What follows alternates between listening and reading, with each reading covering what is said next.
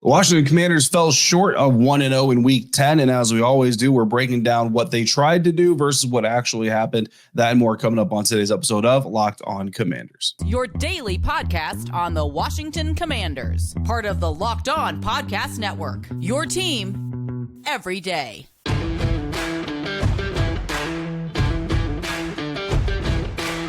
And welcome into this episode of Locked On Commanders, your daily podcast covering the Washington Commanders, part of the Locked On Podcast Network, your team every day. Thanks so much for making Locked On Commanders your first listen of the day every day. And don't forget that you can subscribe for free on YouTube or wherever you're getting your podcasts. And you can continue this conversation with me by becoming a Locked On Commanders Insider. Join the Locked On Commanders Insiders, where you get news, inside scoops, exclusive content, all delivered directly to your phone via one-on-one conversations with me via text message. Always excited to welcome new insiders to the club. So make sure you go to joinsubtext.com/LockedOnCommanders to sign up. I'm David Harrison, your host of the program on Twitter at DHarrison82, credentialed member of the media covering the Washington Commanders for CommanderCountry.com, a part of Sports Illustrated's FanNation. And I'm here with you every Monday through Friday, along with our everydayers. And as always, everydayers, I appreciate your continued support for the program.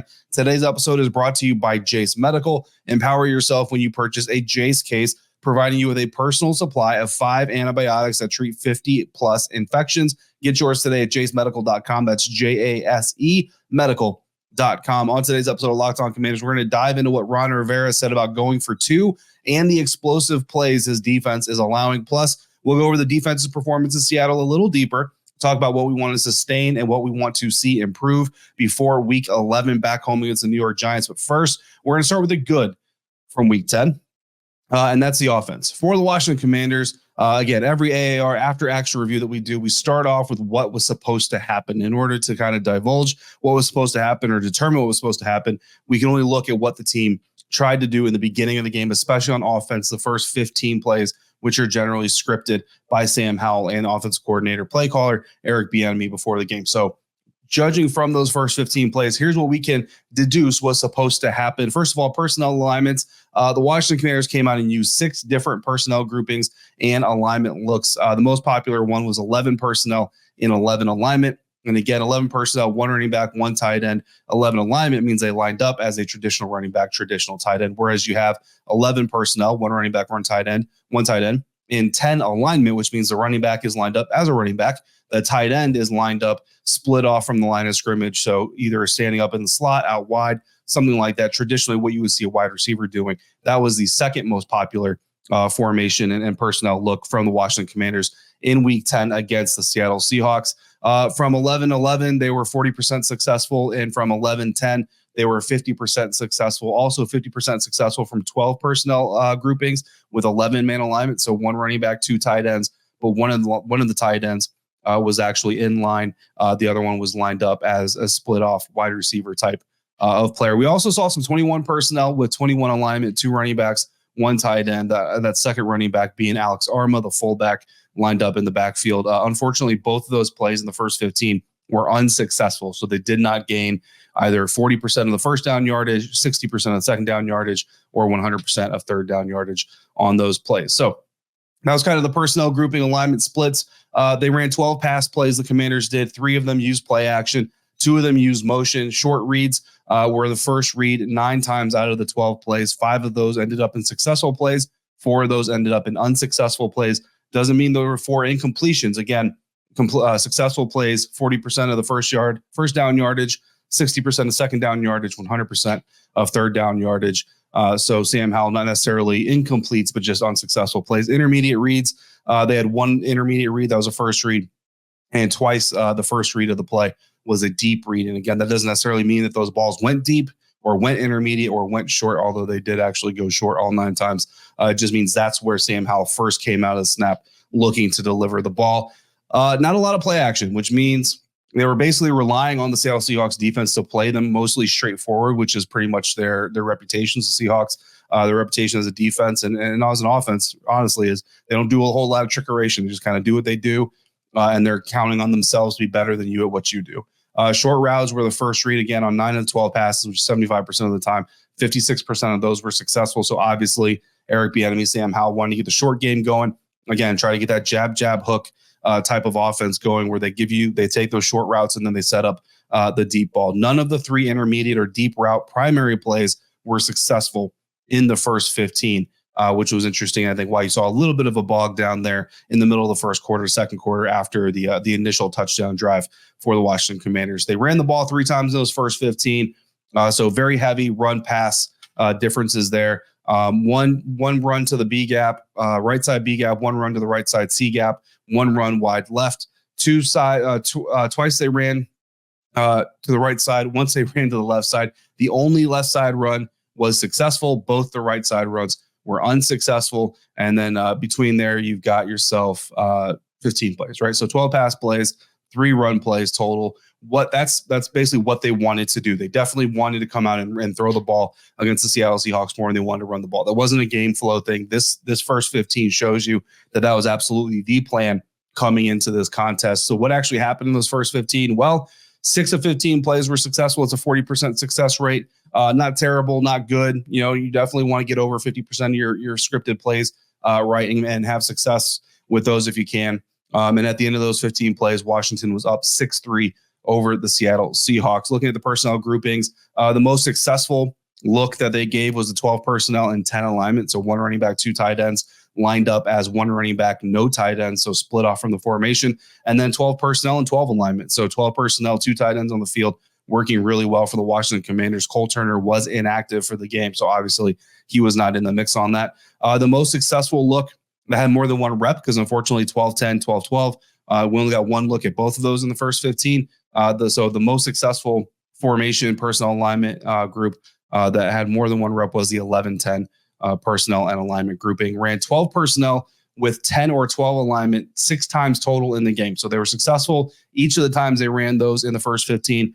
And then for the rest of the game, they only ran it 4 more times in total. 9.7% of their offense on Sunday accounted for 12 personnel with 10 or 12 alignment. And they were successful in those 6 plays 4 times. So a 66% success rate using that alignment. But again, they only used it 6 times. They ran that 11 personnel with 10 alignment look 10 times total in the game, 16.1%. And they were successful on that 40% of the time. But still a very small portion of the total offense that they actually ran. 16 of their total plays on Sunday, 25.8%, came from their most successful personnel groupings and alignments in their scripted portions of the game, which were 50% successful. So again, we talk about the real world, real-time analytics and all those things. I don't know what's being said at when and by when, or at which times and by who. But obviously you look at those numbers and your first 15 plays tells you certain things are starting to work. I guess, unfortunately, the offense had a pretty good day, but I would say you would like to see them, I think, go to those things a little bit more often during the course of the game because they were working, right? So that's the offensive side. So again, that's the good news. Unfortunately, we do have to get to the bad news. So we're going to flip over to the defense now, talk about something we want to sustain from this game, something we want to improve from this game as well. After we talk about the defense, all of that coming up next on today's episode of Locked On Commanders, part of Locked On Podcast Network, your team every day. And this episode is brought to you by Jase Medical. We spend a lot of time talking together, you and I, and we get fired up together for wins. We get bummed out for losses. Who starts, who sits, all the conversations. And I'm thankful for all those conversations that we get to have. Today, though, our chat's going to be a little bit more personal because whether you're on extended travel, whether you're bracing for major weather events, or you're dealing with, yet again, limited supply shortages, you are covered with Jase Medical. Thanks to our partners at Jase Medical, life-saving antibiotics and a long list of daily medications can be ordered in a 1-year supply. Even now, ED generics like Cialis, Viagra, and Revadio, I don't know how to say that, prescriptions. Go online right now at jasemedical.com to receive your 12-month supply on your daily medication. Remember to use promo code LOCKEDON at checkout for a discount as well. One verified customer said, quote, "I'm thankful for this service. Supply chain issues caused me to cut pills in half to have it. I ordered most of my daily meds with a 1-year supply. I also ordered the antibiotic kit. I feel secure now. Prices are lower than local pharmacies. Highly recommend this for everyone," end quote. If you or someone you love would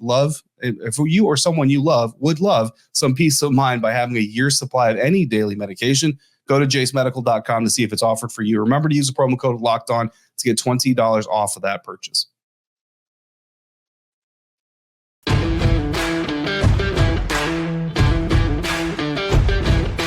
And Thanks again for being on Locked On Commander, your first listen or your first view today and every day.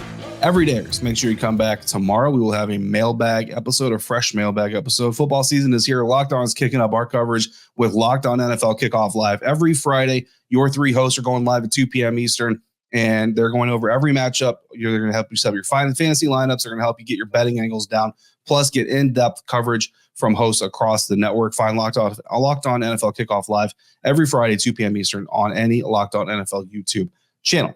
Flipping over to the defensive side of things here from the Washington Commanders, Week 10 loss against the Seattle Seahawks. Starting with the rush grouping. So how many players the Washington Commanders had dedicated to rushing the quarterback on a given play. And I did chart all 15, even though obviously all 15 were not passes. Still tried to deduce the best I could to kind of give you an idea of just how many rushers Jack Del Rio was really looking to rely on here. Four-man rush was used 11 times, 6 times. Those resulted in non-successful plays for the offense. So when I say successful plays here, when we're talking about defense, it means it was a non-successful play for the offense, right? Kind of like the negative test of the doctor is a good thing. So when I say successful, we're talking about it's good for the defense. Just kind of flipping it around there. 11 times, like I said, the Commanders used four-man rushes in the first 15 Seahawks plays. 6 of those were successful. Twice they used a 5-man rush that was successful once. Once they used a 3-man rush, but they did bring Jamin Davis. The left end dropped off into coverage. Jamin Davis, or what would have been coverage, Jamin Davis came in on a blitz. That was a successful play as well.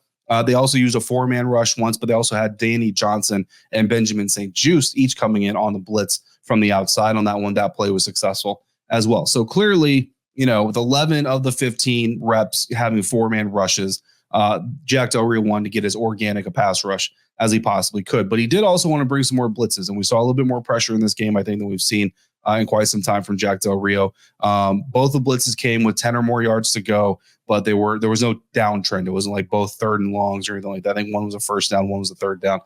So there were no down trends there. So those are rushing groups. Coverage groupings. They went to, this is something I'm adding this week. We'll continue this moving forward, but looking at coverage behind the pass rush or behind the rushers, they dropped into cover 4 times. 3 times the Commanders were successful. Cover 2, they did 3 times. 3 times they were successful. Cover 1 twice, they were successful with that. Once cover 6, 3 times, they were not successful at all. Cover 3, they did 3 times and they were successful 1 time. Looking at the coverage usage, you have to just come away with the fact that they're looking to cap those deep passes. And in some situations it worked, and in some situations it didn't. They did. The Seattle Seahawks, honestly, they had a really good amount of catch and runs that were explosives, not necessarily deep passes that were just dropped over the defense necessarily. So keeping a cap on the deep passes certainly did work, but the problem is a lot of times the underneath coverage failed throughout the game. Cover 4 is a basic feature of most defenses. So 3 of the cover 4 looks came against runs, but they were successful plays. The cover 2 faced a run twice. Both of those all 3 of their passes their plays were successful. But again, 2 of those came against a run. And they defended the run in the first 15 successfully 3 times. They faced 5 runs, defended it successfully 3 times, defended 10 passes in the first 15, and successfully defended it 6 times. So not a terrible start overall for the defense. Obviously some mistakes, especially in that first drive that led to that initial field goal. But as far as successful plays versus unsuccessful plays, the Commanders defense actually put themselves in some fairly decent situations early on. They just couldn't capitalize on all of them. No sacks in the first 15, no hurries that I charted, 1 quarterback hit. Geno Smith went 6 for 8 for 50 yards. Third downs, they went 2 for 3, 66%. And that kind of goes back to, again, the not taking advantage of advantageous situations. I mean, Geno Smith, one of those 6 completions for 50 yards was a 20-yard pass. So you have 5 more completions for 30 yards. That's 6 yards per completion. That's not a great average for a quarterback. Successful plays allowed 6, which is 40%. Again, you'd like to have that closer to 30%, but 40% isn't terrible. And they gave up 1 explosive play that we're going to talk about here in depth a little bit in those first 15. That came on a 3rd and 6. It was on the Seattle 39, so an opportunity to get off the field. Geno Smith finds Jackson Smith and Jigba, the rookie receiver out of Ohio State, for a 20-yard catch to the Washington 41 on a drive that ended up in a field goal. Now, looking at that play, Washington was in cover 4, and on the cover, Washington was in cover 6, rather, which means you have a kind of a split of cover 4, cover 2. You have cover 4 on the strong side of the play, cover 2 on the weak side of the play.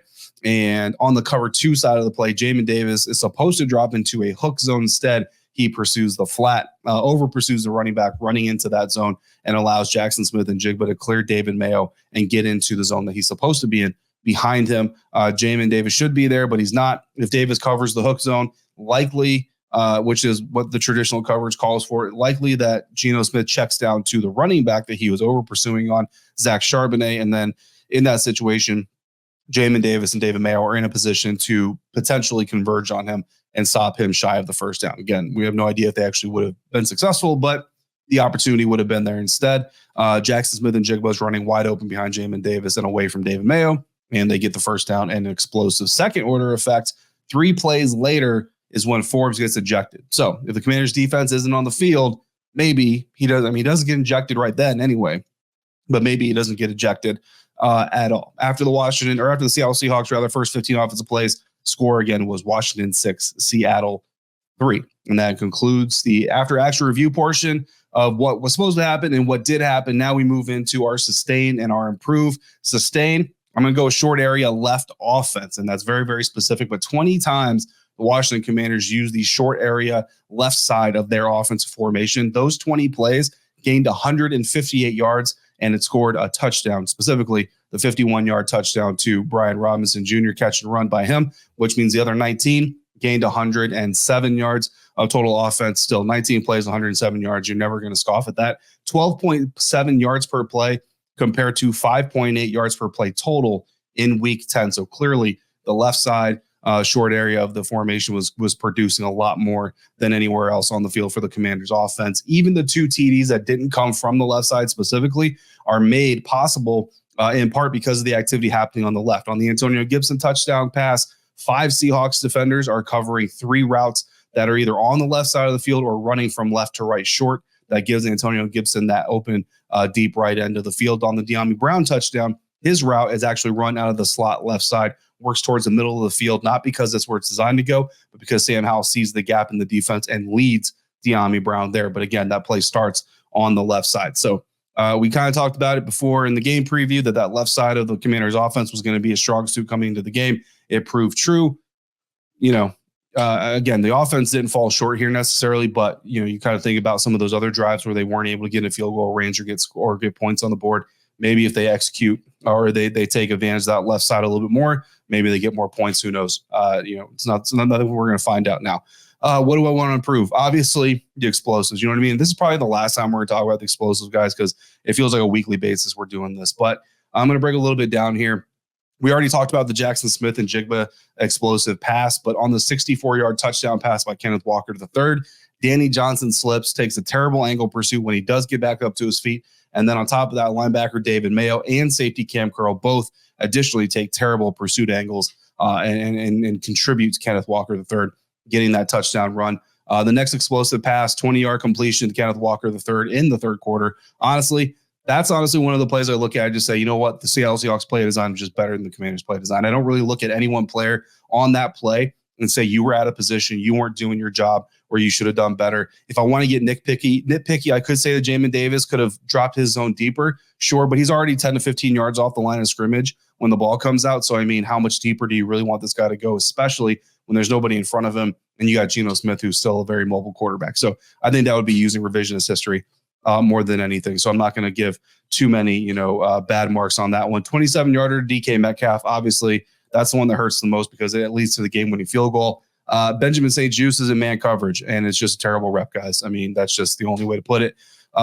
He lets DK Metcalf eat his cushion completely, doesn't even attempt to get into phase, bumps him downfield, which could have been an illegal contact penalty on him anyway, and then kind of lets him go like he's in zone coverage, like he's kind of backpedaling his eyes on Geno Smith when he's in man, which, that's not how you do that. Smith sees it, hits Metcalf, and honestly, St-Juste so far out of phase that when Quan Martin goes low to try to take down DK Metcalf, St-Juste trying to catch up to the play, overruns DK Metcalf, can't make the tackle because he's running so fast trying to catch up. Danny Johnson, the other safety, ends up having to finish the tackle. So again, I know man coverage isn't Benjamin St-Juste strong suit, but it is what it is. But that's what happened on that play. So That's where issues with Jack Del Rio come in potentially, right? Cover 2 would have been a much better coverage option there. But again, that's more looking at the tape and not talking real time. So whatever real time showed him to use that man coverage versus the cover 2 coverage, it is what it is. But at the end of the day, Benjamin St-Juste not doing his job on a very critical rep. The run play explosives, there are actually 4 of them. I counted 3 during the game. I missed one in real time. So there was 4 total explosive runs. 3 of them, honestly, the guys are just really well blocked. I mean, the Seattle Seahawks just had a really good run design on those plays. One was a busted fit by Jamin Davis. Another looked like a busted fit by Daron Payne. And on all 4, honestly, there's a troubling amount of passive play at the point of attack by multiple commanders, including linebacker David Mayo. So that's my defensive AAR, sustain, improve. Now that we finished that and the trade conversations are gone, we don't have any bonus interviews to do. Let's get back to ranting about Ron to wrap up this AAR conversation here on today's episode of Locked On Commanders, part of the Locked On Podcast Network, your team every day.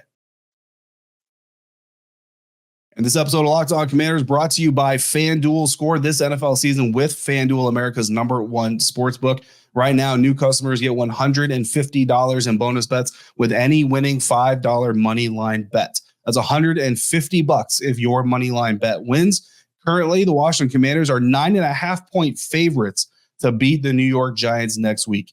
With the over-under for that game is set at 36.5 points for both teams. I think the odds makers just don't want you to bet on that game, to be quite honest with you. But if you think the Commanders are going to pull this thing off, hit that money line with a $5 bet. And if you win, and if it's your first bet, you will get $150 in bonus bets. If you've been thinking about joining FanDuel, there's no better time to get in on the action. The app is incredibly easy to use, and there's a wide range of betting options, including those money lines. But you also got spreads, player props, over-unders, and more. So visit FanDuel.com/locked-on to get your season winning. FanDuel, official partner of the National Football League.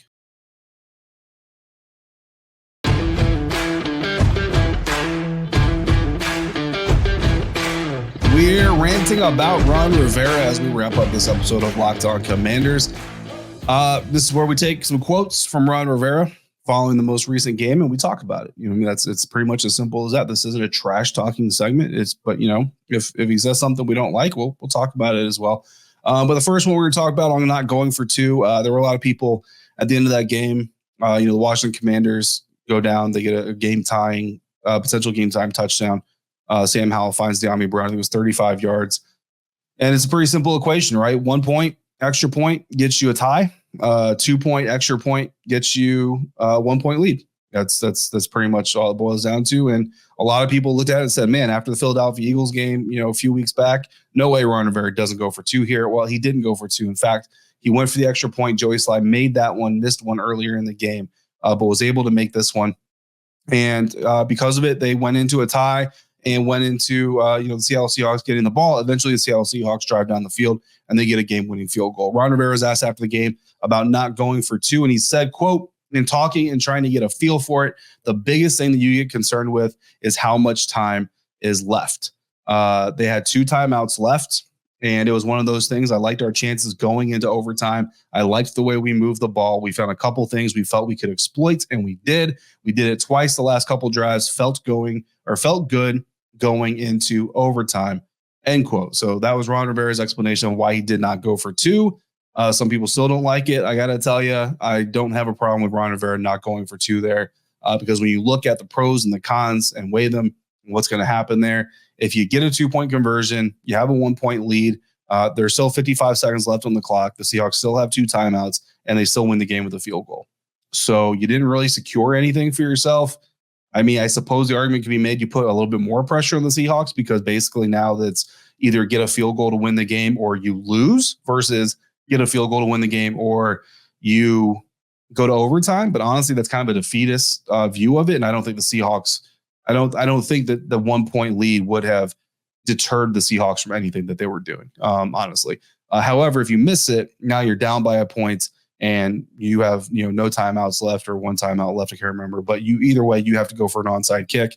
Statistically speaking, you're not very likely to recover the onside kick. And honestly, even when you do, it's pretty random. Like you can say a guy kicks a really good onside ball, but if we're being honest about it, it's mostly random. So you're basically leaving your chances of winning up to a dice roll versus tying the game, putting your defense on the field, just telling them, stand up, get us to overtime. We feel good about what we did. They just put together 2 touchdown drives back-to-back to end that game. Feel good what you're doing on offense, but the defense didn't stand up. You know what I mean? So personally, I don't disagree with what Ron Rivera did. I just, the defense didn't stand up, man. That's what it boils down to. That's where this whole thing lies. What do you think about the cause of explosive plays on the defense over the years?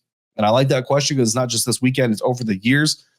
Ron said, quote, I think a lot of it, when you look at it, goes to really a collective thing. And more than anything else, they need to do, us putting them in position and have success. And it's unfortunate that we as a whole haven't done the things that we need to do at the right time. It's difficult because we've had opportunities to win football games.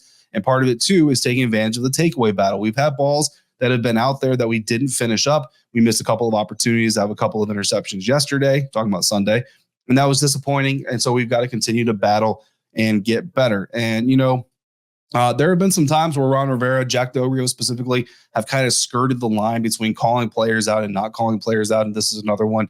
He says again, more than anything else, it's guys doing the things that they need to do. And that basically boils down to just guys not doing their job. And we talk about some of those explosives. Look, some of these explosives, you look at it, man, the Seahawks just play better. Like bottom line, they just out-physical the team. They just schemed it better. They just called it better. It is what it is. But there are plenty of other explosives in this game and throughout the last 4 seasons, including this one, where it's guys out of position and it's guys not doing their job. And it's hard as a coach when you have all these players on the field and if they're not doing what you tell them to do or what you coach them to do, how do you adjust based on what they're already not listening to you? But in the business of professional football, the bottom line is if the message isn't getting through, then either the message has to change or the messenger has to change. That's pretty much how this is going to work. Like you're not replacing an entire defense worth of players, so you're going to replace the coaches. And I think, at this time, like Jack Del Rio's kind of showed up a little bit more aggression in the last couple of weeks. I don't know if that's a sign of the message changing. Perhaps that's what it is. But again, we also know we've got a lot of cornerbacks that we're looking at on this roster that are not man cover guys. Benjamin St-Juste is not a man cover guy. Kendall Fuller has more of a man cover ability, I think, than Benjamin does, but he's not really that kind of a dude either. Danny Johnson, certainly not equipped to be a fully man cover guy. So, you can change the scheme and change the message, but how much can you really install on a week-to-week basis? And how effective are the guys you have in the locker room going to be at doing it? Plus, how much are they going to see you changing as almost kind of like a last-ditch effort to just kind of find anything that might stick to the wall, and how much motivation are you going to have to do that? There's a lot of questions. There are a lot of variables there. But we'll get another chance, man. The New York Giants are coming to town this weekend. We'll get another opportunity to see this Washington Commanders defense in action and the Washington Commanders offense. Last time they played the New York Giants, Washington Commanders offense only put up 7 points, almost put up another touchdown, but didn't. So they only put up 7 points. So we'll see how they come out playing up against this Giants team that, I don't know, the Commanders just can't play well against the New York Giants. It just is what it is. But coming up tomorrow, mailbag time. So if you got questions about that game, this game, anything going on Washington Commanders related, drop them to me in the YouTube comment section. Hit me on Twitter or text me directly by becoming a Lock Insider at joinsubtext.com/LockedOnCommanders. As always, thank you for making Locked On Commanders your first listener, your first view today and every day. Every day, thanks for coming through on a regular basis like you do. Thank you so much, everybody, for making me a part of your day, part of your routine. Until we speak again, please be safe, be kind, and I'll see you next time for another episode of Locked On Commanders, part of Locked On Podcast Network, your team every day.